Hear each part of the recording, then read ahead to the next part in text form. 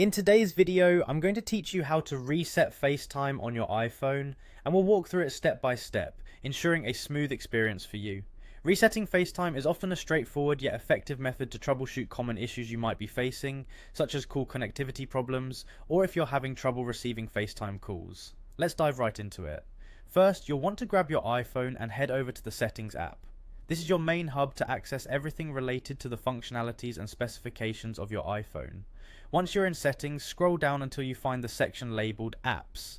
This section will give you a comprehensive list of all the apps on your device. From here, look for FaceTime, tap on it to enter FaceTime settings. Now, here's an important step. You will see the toggle switch for FaceTime at the top. You want to toggle FaceTime off. This is like giving the app a brief rest.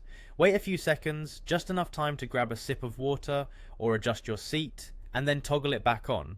This simple action can often resolve minor software glitches by refreshing the app's connection to Apple's servers. In some instances, you might be prompted to sign in again with your Apple ID after you toggle FaceTime back on. If this happens, don't worry, enter your Apple ID and password to sign in. This step ensures that FaceTime is authorized to use your account and confirms that all account credentials are in order. Once signed in, your iPhone will take a few moments to activate FaceTime services. During this time, your phone number or email address that you use with FaceTime will be checked. You'll know that the reset process is complete when everything is verified, and you should see that familiar FaceTime standby prompt.